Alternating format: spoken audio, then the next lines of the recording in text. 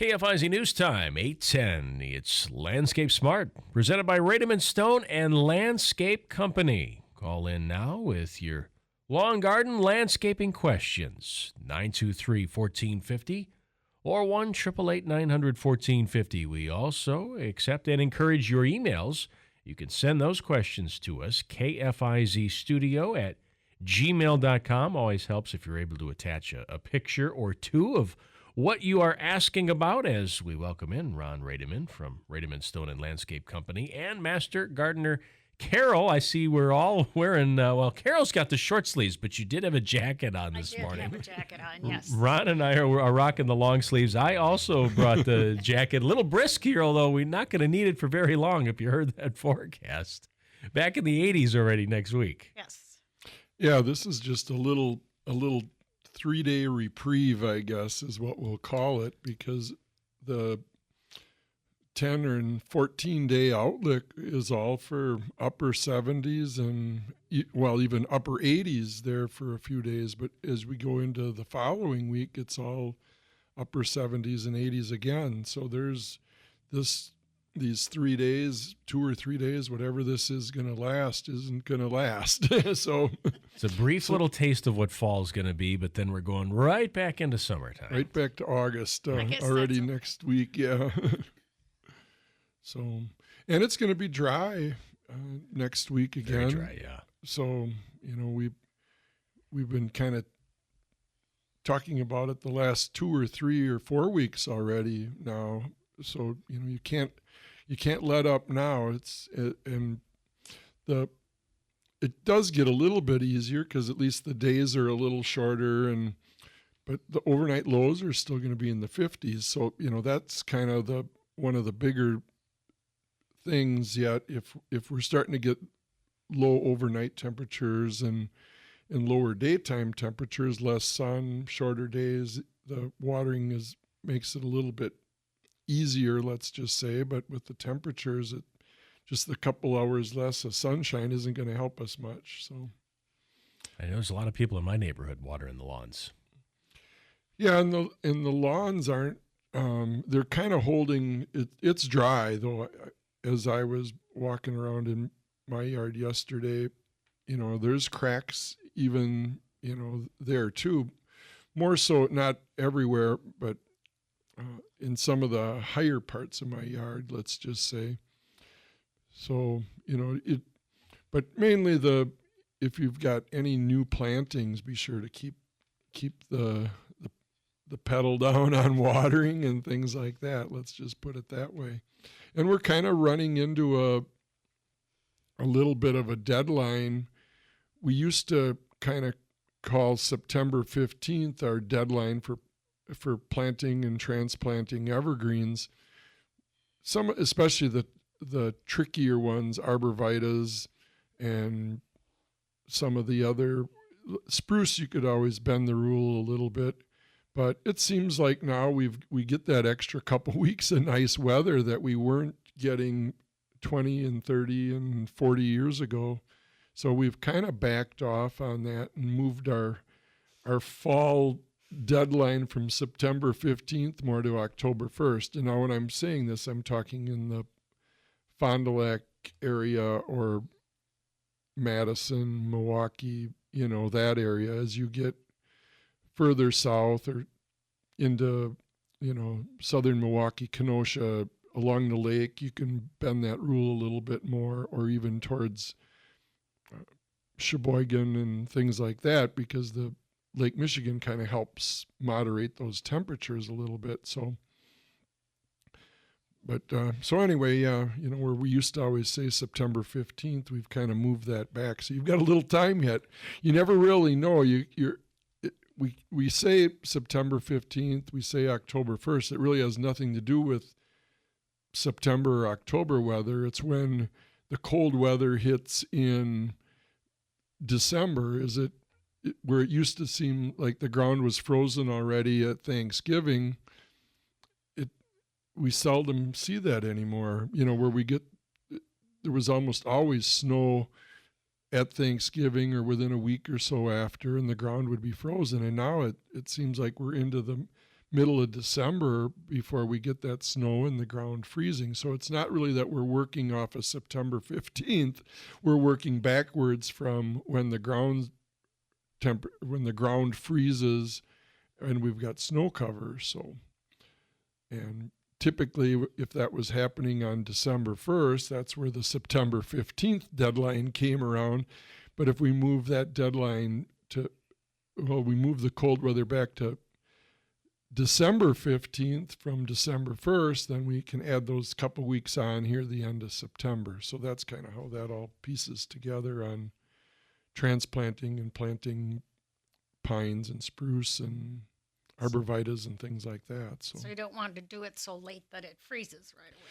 Well, you want to plant the evergreens or transplant evergreens when the ground temperatures are still warm enough that they re-root. The tops are done growing, but the root systems will re-root. So that's kind of the key, that the ground doesn't freeze around that new roots. They have a chance to kind of get rooted in, and that just makes life easier for you next year in May and June if they've got some new roots already established in the fall. And the same thing goes for planting trees. If you're planting deciduous trees and shrubs and anything like that, it really works better if you do it in the fall rather than waiting until spring, because you have that advantage of them getting a chance to get established in the fall. And where we tell you, you have to water every 5 days or every 7 days or every 10 days, kind of depending on the situation, the plants in the spring, a lot of times you can bend that rule to, once in the end of May and a couple times in June and a couple times in August instead of every week. If you get that planting done here in September and October, where they get a chance to get reestablished and ground temperatures stay warm yet, and you put a layer of mulch, shredded bark down, wood chips, anything like that to help hold that heat in the ground, those roots will keep growing. So that's kind of the key there to making life easier for you next summer when it's hot and dry. If you can, there's a big difference between watering once a week and watering twice a month.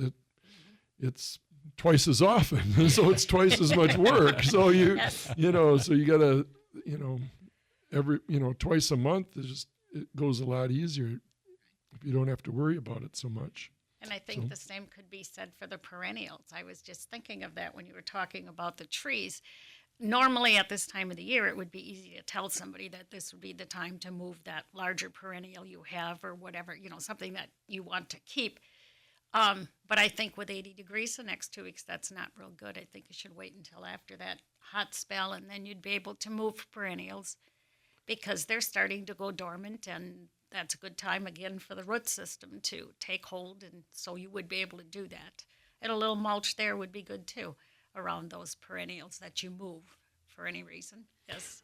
Well, and when you're transplanting perennials, the key there is actually watering them prior to transplanting them. Exactly. So if you water them this week and you water them, next week, then you transplant them. You get a lot better root system. It's not hard digging. It's not, you hold the root system together a little bit better as you're digging them out. So if you water them a couple, 2 or 3 times in that week leading up to, then don't water them for 3 or 4 days before you actually move them. Let it firm up a little bit so that you're not working in sloppy, muddy conditions. So that's the key there. It'd be watering maybe the end of this week, then watering a couple times the following week, and then doing your transplanting on 2 weeks from now after some of this hot weather passes again. We assume it's going to pass. Right. We've got a phone call. Good morning. You are on Landscape Smart. What's your question for Ron and Carol?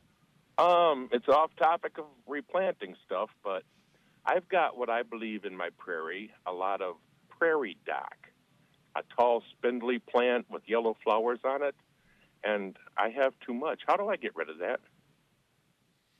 I'm not really familiar with that plant. Is it a daisy-like flower, yellow? Yes. Okay. They're Lots of it about in our 7, woods. 8 feet tall. Yeah, they Oh, get wow. really high. Like along the roadside, too, right? You see them. Right. Well, I've never noticed them there, but you're probably right. Well, I would say, it more than likely is repropagating by reseeding, and it's probably, putting seeds out right now, or if it hasn't, that would be a good way to slow it down a little bit, is just by cutting it off at this time of year before it gets a chance to reseed. You couldn't really, or the other way to do it would be next spring when it's starting to grow. You could spot spray it with a weed killer, and that would do it too. But you can't really spray it at this time of year, being that tall, obviously. So but it's going to start out in the spring as a small plant. So maybe, or you could maybe take flags, and mark the areas where it's Sure, yeah. where it's higher concentrated right now, where you want to slow it down especially, and then just spray those areas next year, because you're going to, obviously when you start spraying in there with a weed killer, you're going to kill some of the other things that you like too. So you want to basically concentrate in the areas where you have it the worst. Let's put it that way. Mm-hmm. And it'll kind of take care of itself that way too, because if you spray and kill it off that way, or if you can catch it before it reseeds right now, then you're solving the problem before it gets started next year. So I would do I would go after it two ways. Cut and remove the plants right now, and then still mark the other areas where it's coming back up, and then spot spray those areas. All right. I'll work on that. Thank you. Yeah, it's always you're welcome. And it's always kind of tricky as you're kind of trying to do prairie areas or wildflowers areas. It seems like you never get the right balance. You've always got too much of this and not enough of that. And they're always just kind of a work in progress. So you have to just kind of maintain them like this, and let the coneflowers and the black-eyed Susans reseed themselves if you want more of those, and just kind of work on it that way.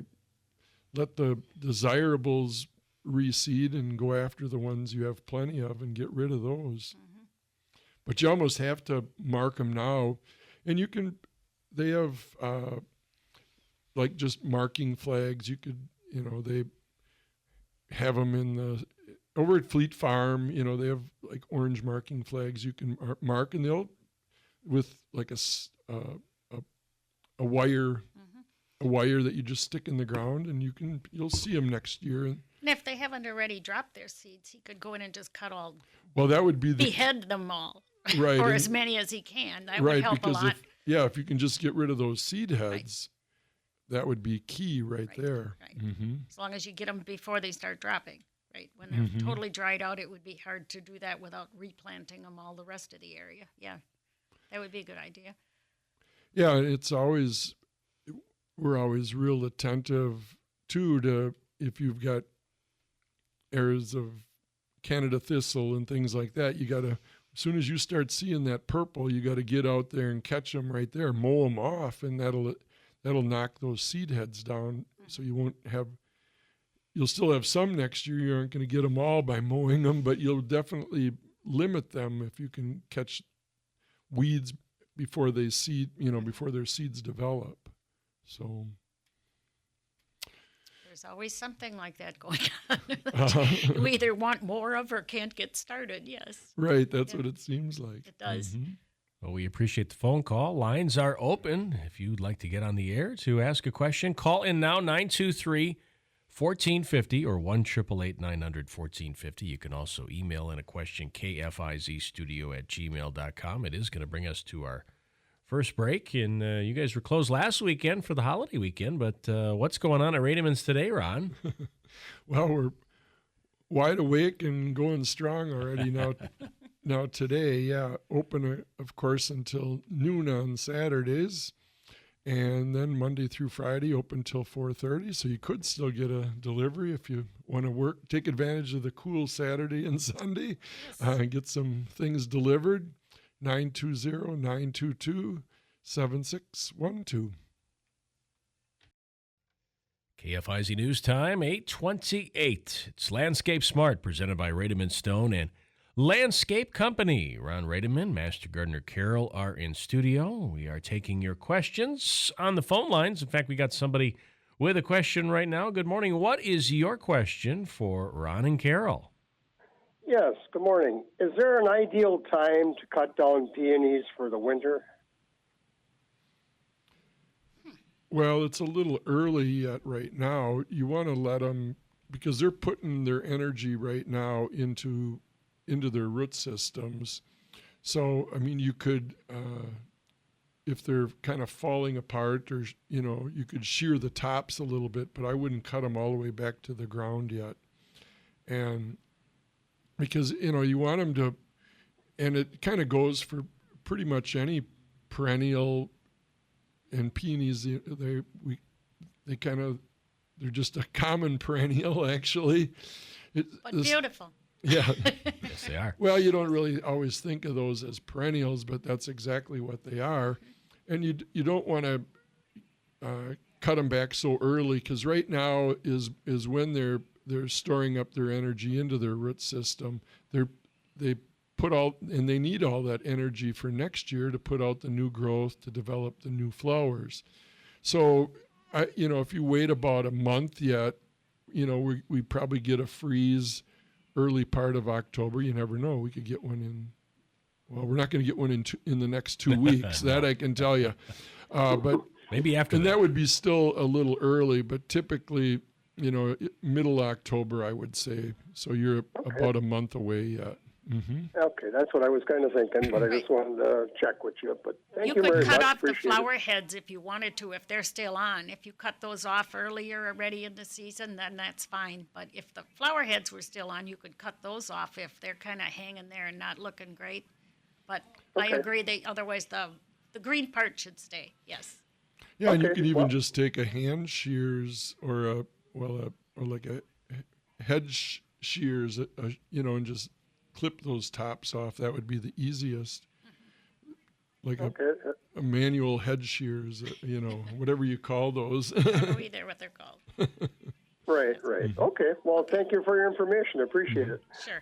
And thank you for the call. And that opens up the phone line. So if you got a question, call in now. We'll get you on the air, 923-1450 or 1-888-900-1450.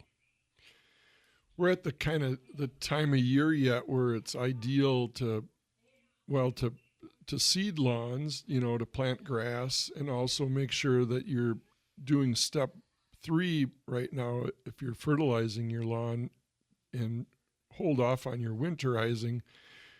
If you put that step 4 winterizer down, you'll be, when it's with all the warm weather and the rain that'll be coming later in the month, you'll be mowing to beat the band, so to speak. Through Thanksgiving, maybe even.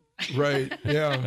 And there, too, we always used to say to, wait until October 15th to put your winterizer on. Now it seems like there it's more into Halloween or the first part of November.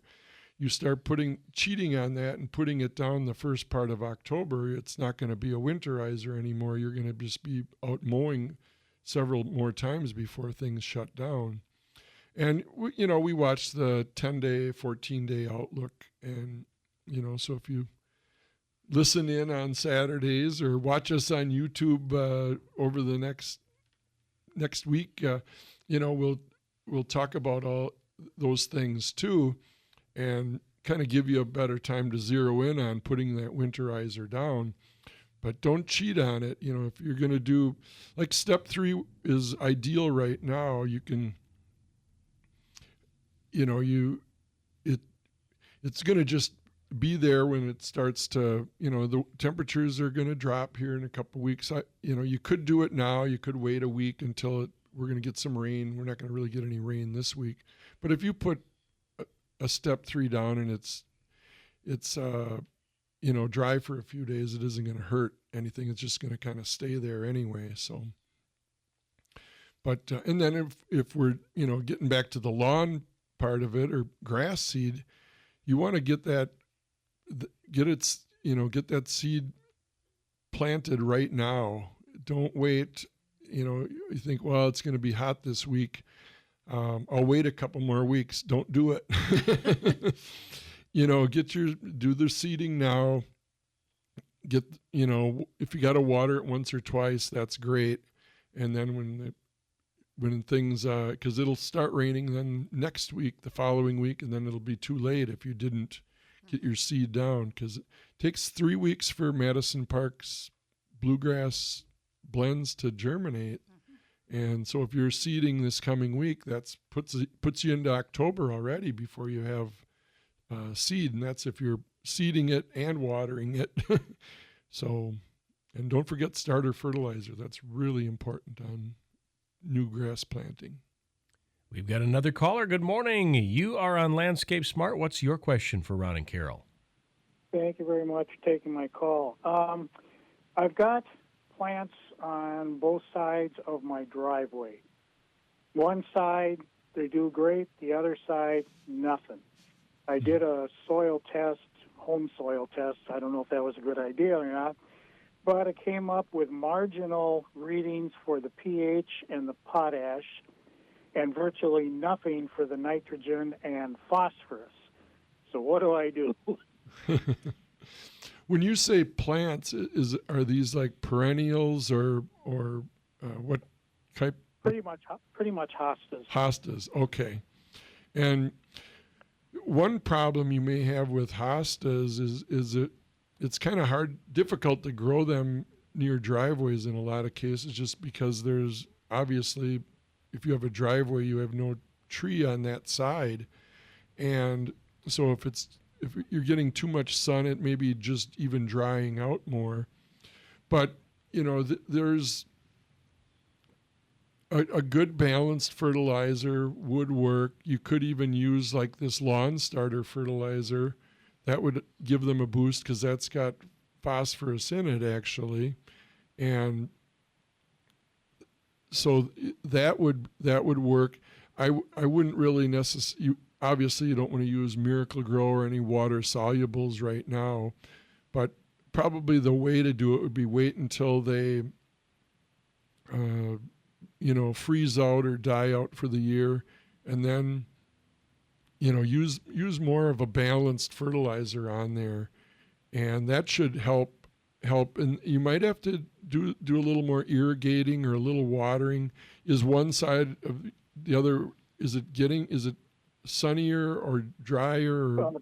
Both sides get the same amount of sun and everything, and the one side just goes crazy, and the one side nothing. Are you, when you shovel your driveway, are you putting the snow on one side or the other over and above the other one?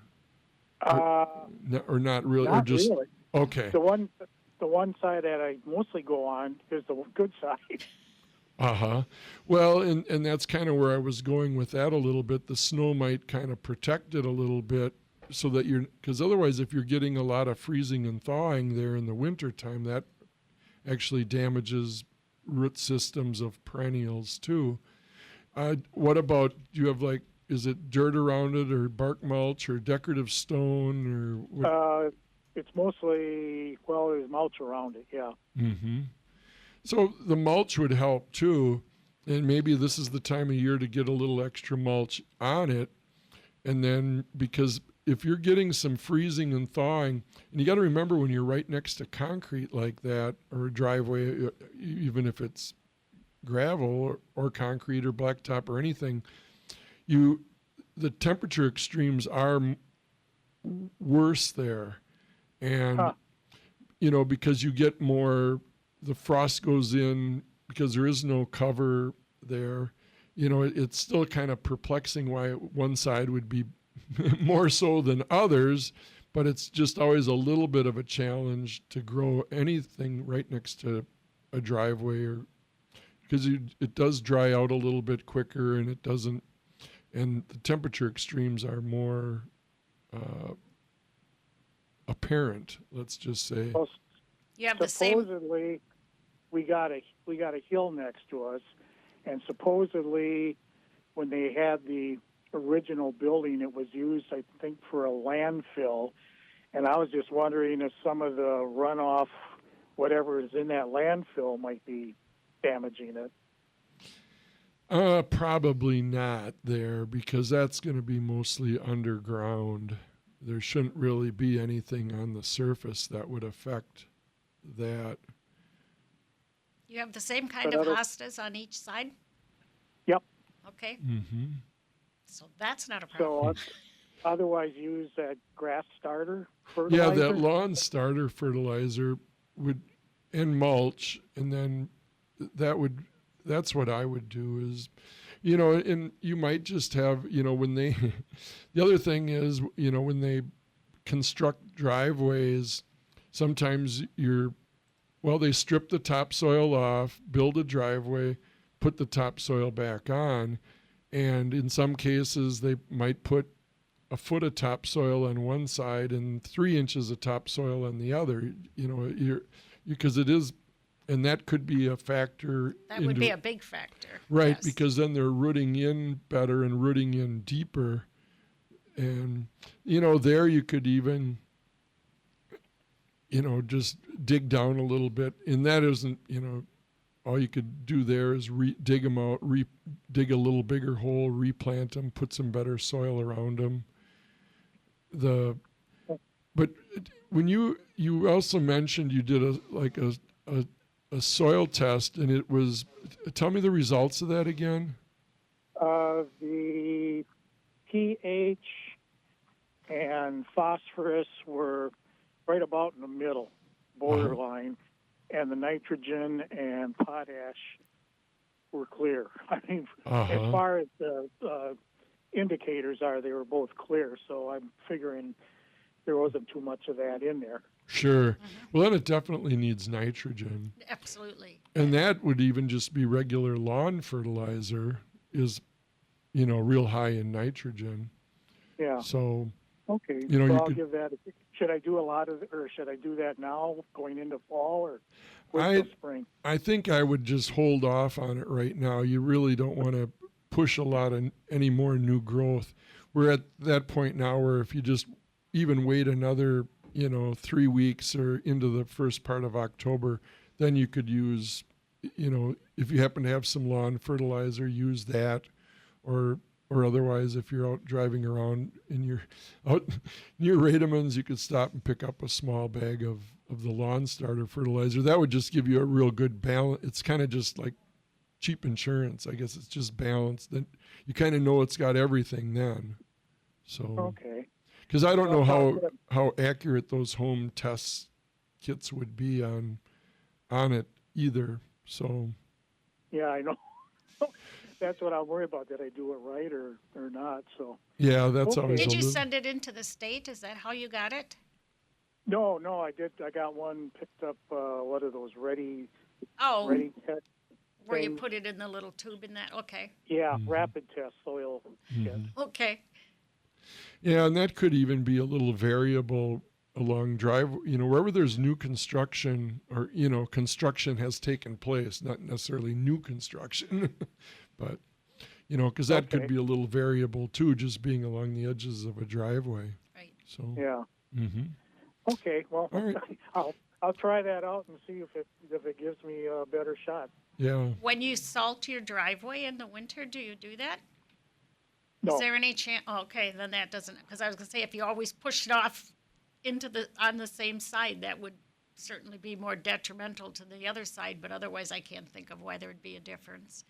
So if you don't use usually salt, then if I do any ice melt, I blow the snow, so the snow goes way past the side of the driveway. So. okay. Okay. Okay, well, I'll get Right. some of the lawn starter then and give that a shot next spring. All Okay. right. Thank you. Sure. Good luck. Yep. Yeah, it's kind of an interesting Yes. question. Had to put the trouble Dilemma. thinking caps on there, Yeah. right? This side, that side. Don't know. Yeah. All right, let's get to our next break. So, wow, flying by here today. Yeah. So, Rademann's open today until noon, Monday through Friday till 4:30. If you want to stop on out before noon, I know Zach's there. I was talking to him last night at the Big Bull party. So anyway, Zach's there this morning. He'll take good care of you. 3 miles south of Fond du Lac, east of 41 on B. KFIZ News Time, 8:45. Landscape Smart, presented by Rademann Stone and Landscape Company. Answering all your questions. Lawn, garden, landscaping needs. Phone lines, 923-1450 or 1-888-900-1450. We also take email questions to kfizstudio@gmail.com. Ron Rademann, Master Gardener Carol in studio, and we're going to come right back from this break and go right back to the phones. Good morning. What is your question for Ron and Carol? Hello. Hi there. Good morning. You're on KFIZ. What's your question? I have lilac bushes that have a fungus on. The leaves are green and then they're brown, and after that, the bushes are actually dropping all the leaves. I've never had that before. So what's going on with that? Is it too much water, not enough water, or just a fungus? Well, it was a fungus, and my lilac in my yard looks as bad as yours, I'm sure. And it's the same thing. We had all that moisture back in May and June and the early part of July, and the fungus just built up on there to a point where and I didn't spray mine with a fungicide either, so I'm just as guilty as everybody else. So Because you don't have that crystal ball to tell you that in 3 weeks there might be fungus there. You have to do that first. I don't do any fungus spraying either. yeah, and it's kind of one of those, there's really nothing to do at this point in time. As the leaves drop, clean them up, because that's got the spores in there that'll redevelop for next year if we have a wet spring and early summer again. So probably the key there is just, clean up the leaves around it more so and get rid of those, burn them or take those to the city drop-off site and compost your good leaves. But yeah, there's nothing you can really do at this point in time. I get that. So is there something you can do in the spring to keep the fungus down? Well, and what I've kind of found through the years is if you have one bad year, it doesn't really hurt them. But if you end up with back-to-back years or back-to-back-to-back years, then you'll see some damage on your plants, whether it's a lilac or anything else. So the safest way to do it would be like next spring, pick up some fungicide early and get started spraying it already in the middle of May and spray 2 or 3 times. Spray the lilac, spray your flowering crabs, kind of look over the rest of your yard right now and see if there's anything else that looks like it's dropping leaves prematurely or looks rough, because then if you spray them next year and one application is better than none, and 2 is better than one, and 3 is better than 2. So even a little bit helps. And if you do it, like that, now next year you're kind of it's a little kind of a cheap insurance policy, let's just say, because if we'd have another wet June like we did this past year, then you'd probably see some damage on some of these plants. So fungicides will be more important next year because of that. So, Okay. So then the other thing I'm going to ask is the quick fire hydrangeas. Why is it that the flowers get brown on them right away? Is that a fungus, or is that the leaves are nice and green and everything, but the flowers are not a nice deep red? well, and I noticed that also in my hydrangeas this year too. And I think it was just the fact that it got pretty hot and pretty dry there in August. You know, we had this little false sense of security. You know, we thought it was so wet and it was wet in May, later May and June, and the early, even 4th of July, in the week of 4th of July and after 4th of July, it was so wet. Then pretty soon it just dried out, actually rather quickly. And, you know, watering is key to keeping those hydrangea flowers in good health, let's just say, because the plant is deep rooted in well enough and the leaves stay green, but the flowers are going to show that stress. So I think it's mostly just lack of water, you know, and, you know, good water too. Again, it rains, but that only waters the top half of a root system. The bottom half is still dry. So, you know, when we say watering, you know, a lot of times the best time to water is the day before it rains or the day after it rains. Then it turns that rain into an all-day soaker instead of just a little getting the grass wet type of a. So, you know, it's too late there. You're not going to turn those flowers back to red. But, you know, I noticed it in like some of the Bobo hydrangeas and some of the other, all of the PG varieties, let's just say. It wasn't just quick fire. It was a lot of the other, you know, good hydrangeas too. Those, the ones with the panicle flowers, the PG hydrangea family, are the ones that seem to were hit the hardest as I drive around town and look through the countryside and kind of look at my own plants in my own yard. And I think it's mainly just that drought that we had in August, late July and August. So. Okay. Well, thank you for that information. So really nothing, again, that you could do at this point in time. You know, and you know, I kind of started watering some, you know, mine, and then I got a little bit of new growth and got some more new flowers going on my Bobo hydrangeas. So that, you know, if you can, it might be a little late now, but, you know, as I was seeing the problem develop, you could have watered them already, you know, let's just say in late August, 2 or 3 weeks ago, and you probably could have got at least some more new flowers developing then yet, because they were still kind of starting to grow, but then they shut down when we didn't get any more rain, you know, or good soaking rains. So, okay. But and too they were late rather now. new ones too, so. Well, and those that are going to be a little hard more on. vulnerable because they're not as deep or rooted. Yep. Okay. Okay. Yep. Thank you for that information. Sure. Have a Couple good of day. good questions. Yes. Timely questions. Thanks for the call. We're going to go right back to the phones. Good morning. You're on Landscape Smart. What's your question for Ron and Carol? Yeah, this is Gerald Klein. I'd like to talk to him about a ash tree that I got. Uh-oh. I'm treating it. I want to know about the next treatment on it. Well, are you having it injected by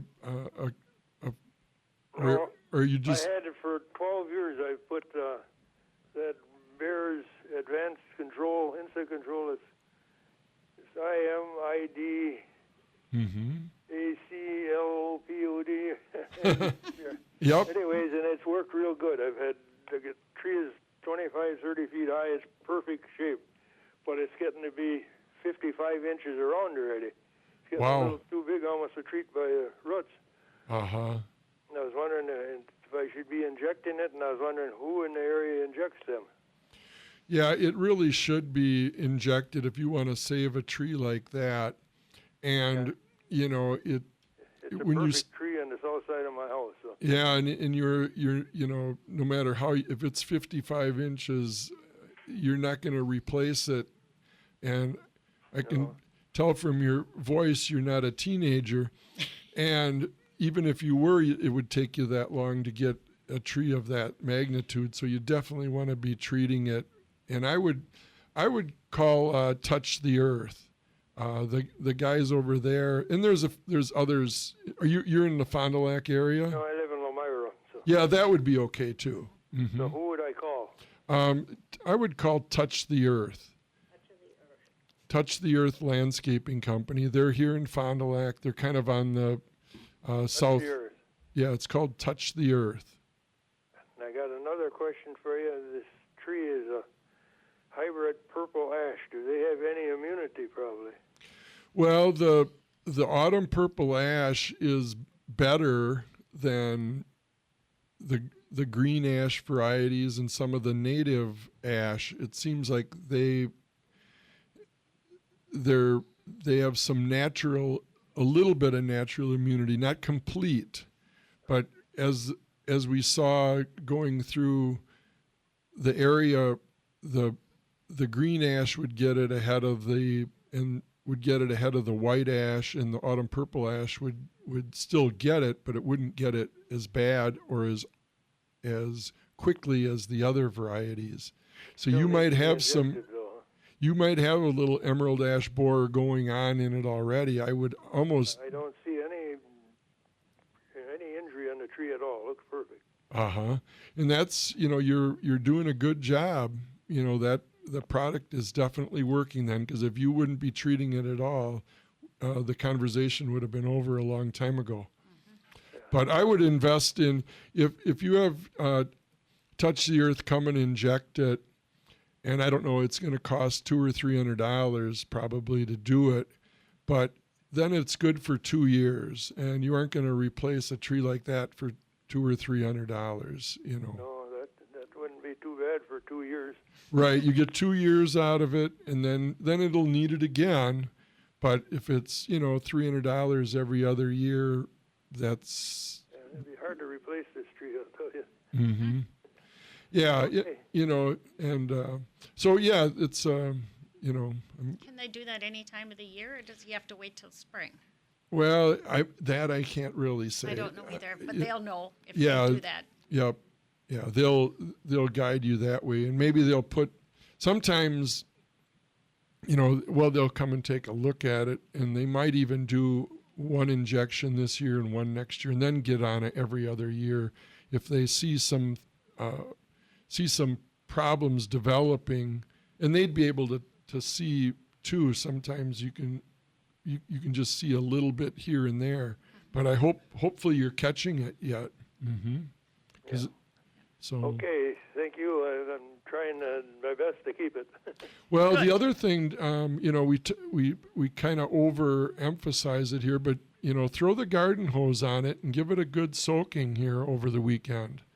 And when I say that, put the garden hose on it and walk back in the house and soak that whole area. Leave it on for 2 or 3 or 4 hours.